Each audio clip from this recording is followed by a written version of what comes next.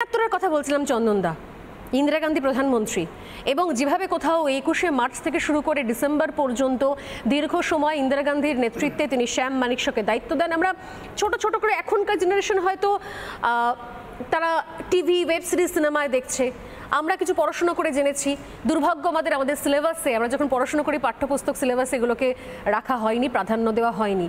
এখন বাংলাদেশে শোনা যাচ্ছে যে পুরো শেখ মুজিবুর রহমান বঙ্গবন্ধুর পুরো এপিসোডটাকেই তারা সিলেবাস থেকে বাদ দিতে চলেছেন, এই পুরো যুদ্ধ পর্বটা বাদ দিতে চলেছেন। আমার দৃঢ় বিশ্বাস এরপর হয়তো ভাষা আন্দোলনটাও বাদ পড়ে যাবে।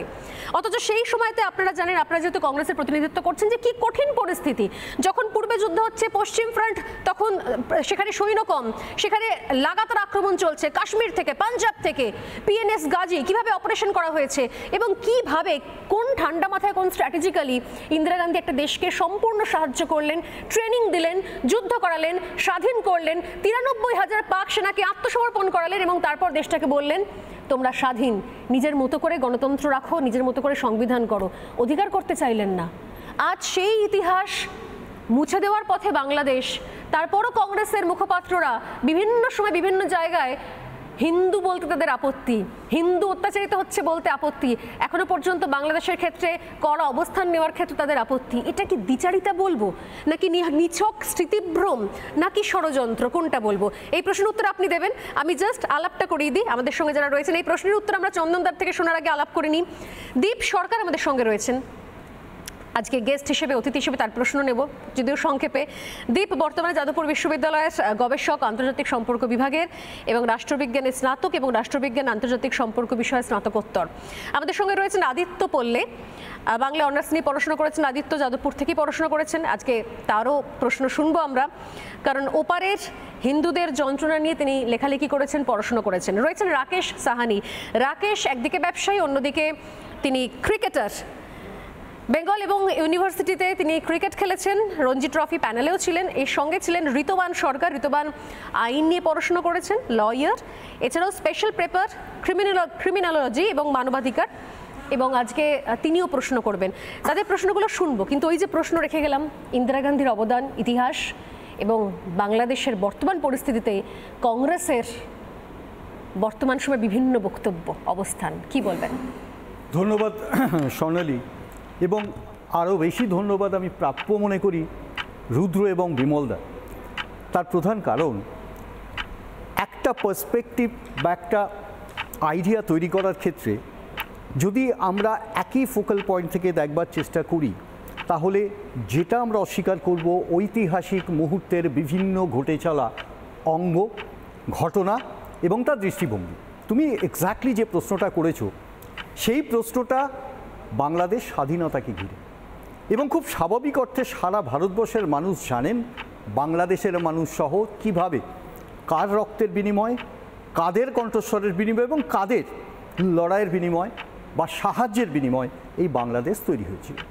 এখন প্রশ্নটা বাংলাদেশ অবশ্যই, তার সাথে সাথে আরও বেশ কিছু প্রশ্ন এসে দাঁড়াবে খুব স্বাভাবিক অর্থে, যে ভারতবর্ষের যে রাজনীতি বা রাজনৈতিক পরিকাঠামোর মধ্যে আমরা এদেশের রাজনীতি করছি বর্তমান সময়, বাংলাদেশের ঠিক যে ঘটনাটি ঘটেছে ৭১ সালে, তুমি যদি একটু স্ট্যাটিস্টিক্স দেখো, দেখতে পাবে ১৯৪৭ সালে দেশভাগের পর যে পরিমাণ বাংলাদেশি হিন্দুরা বিশেষত ভারতবর্ষের আশ্রয়ের জন্য আসেন, যেটা বিমলদা বললেন যে তখন তো ট্রেস পাস ছিল না, কারণ বর্ডার লাইনটাই ছিল না, এখানে এসে সেটেল করেছে। ৭১-এ যে পরিমাণ মানুষ বাংলাদেশ থেকে ভারতবর্ষে সেটেল করেছেন, তারপরে আমরা আরেকটি মাস এক্সোডাস দেখলাম বাংলাদেশ থেকে, সেটা ১৯৯২ সালে একেবারে শেষ দিকে ৬ তারিখে একটি দুর্ঘটনা ঘটে এবং তারপরে একটা ব্যাপক এক্সোডাস হয়, যে ঘটনাকে এরা উল্লেখ করবেন না, কারণ এইটা ঐতিহাসিক সত্য। এবং যেটা ৭১ সালের থেকে সংখ্যাটা বেশি, এই কারণে বেশি, ৭১ সালে আমরা অ্যাকোমোডেট করেছিলাম এপার বাংলায়, আমরা প্রায় কোটিখানেক মানুষকে, কোটির একটু বেশি মানুষকে অ্যাকোমোডেট করেছিলাম, যারা স্বাধীন বাংলাদেশ হওয়ার পরে বেশিরভাগই ফিরে যান, সেটেল করেন, নিজের দেশ হিসেবে বাংলাদেশকে গ্রহণ করেন। কিন্তু ৯২-এর পর থেকে মানুষ বুঝতে শুরু করেছেন যে বাংলাদেশ থেকে চলে আসা যাবে, বাংলাদেশে ফেরা যাবে না, অর্থাৎ ওই সেটেলমেন্ট তত্ত্বটা কিন্তু সেখানে আরও প্রগাঢ়। দ্বিতীয় প্রশ্নতে আমি আসি। অবশ্যই বাংলাদেশ নিয়ে ব্যথিত চিত্তে আমি হিন্দু শব্দটাকে ব্যবহার করছি। তুমি যেটা ডিসগিজ বলতে চাইলে, no, there is no concealment. আমি পরিষ্কারভাবে বলছি হিন্দুত্ব, কারণ ওখানে সংখ্যালঘুর মধ্যে লার্জার সেকশন হিন্দু, ঠিক যেমন ভারতবর্ষের সংখ্যালঘুর মধ্যে লার্জার সেকশন মুসলিম। ঠিক দুটোকেই প্রাধান্য দিতে হবে এবং দুটোকেই সমর্থন করতে হবে। সংখ্যাতত্ত্ব তো এটাই বলবে। অ্যাট দি সেম টাইম আমি একটু অন্যদিকে যাচ্ছি, আমার মনে হয় আরেকটু ব্রডারে যাওয়ার দরকার ছিল, তা না হলে শুধুমাত্র রাজনীতিটা হবে। আমি ভারত সরকারের পাশে দাঁড়িয়ে বলি, আমার দল পাশে দাঁড়িয়ে বলেছি। আমরা বারবার বলেছি আমাদের এক্সটার্নাল অ্যাফেয়ার্স মিনিস্টার যে কাজটা করছেন সাধুবাদযোগ্য, কিন্তু তাকে অ্যাকাউন্টেবল হতে হবে পার্লামেন্টের কাছে। বিরোধী দলনেতা সহ বিরোধীদের সাথে অন্তত কথা বলার প্রয়োজনটা আছে। আমরা যে প্রসঙ্গগুলো বলেছি সেটা কিন্তু হিন্দুদের সিকিউরিটির জন্য, মাইনরিটি সিকিউরিটির জন্য। বাংলাদেশ থেকে আজকে যে খবরগুলো আসছে সে খবরগুলো অগ্নিগর্ভ, আমরা তো বুঝি, এবং সেটা বুঝি কংগ্রেসিরা সব থেকে বেশি। কারণ 47-এ বুঝেছি, আমরা বুঝেছি ওই 64 সালের যে ঘটনাটা বললেন, আমরা বুঝেছি 82-92 সালেও।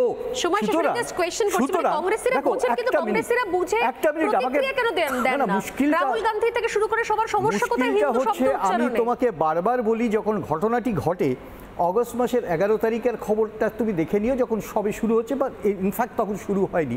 রাহুল গান্ধীর প্রথম বিবৃতি আছে, পরপর 6টা বিবৃতি আছে কংগ্রেস নেতাদের বিভিন্ন ক্ষেত্রে দল হিসেবে। আমি সেটাতে যাচ্ছি না। এখানে 2+2 ডিপ্লোম্যাসি বলা হয়, অর্থাৎ একটি দেশের এক্সটার্নাল অ্যাফেয়ার্স মিনিস্টার, পররাষ্ট্রমন্ত্রী এবং হোমমন্ত্রী, যাকে আমরা স্বরাষ্ট্রমন্ত্রী বলি, এই দুটো গ্রুপ একটি দেশের এবং একটি বিদেশের, তাদের যে ডিপ্লোম্যাটিক চ্যানেলে কাজ করা হয় তাকে 2+2 ডিপ্লোম্যাসি বলা হয়। সেই ডিপ্লোম্যাসিতে আমরা ফেলিওর।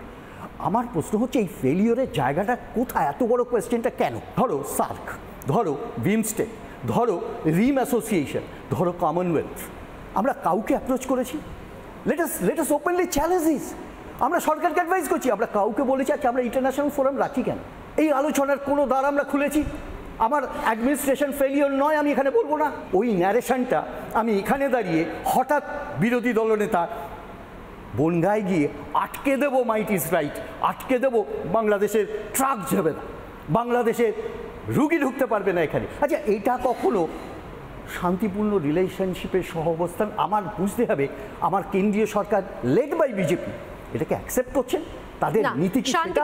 যদি না হয়ে থাকে, নানা ধরনের কন্টেন্ট দেখার জন্য লাইক করুন, শেয়ার করুন আমাদের ফেসবুক পেজ, সাবস্ক্রাইব করুন আমাদের ইউটিউব চ্যানেল। পাশাপাশি অন্যান্য ব্রেকিং নিউজের জন্য অবশ্যই চোখ রাখুন রিপাবলিক বাংলায়।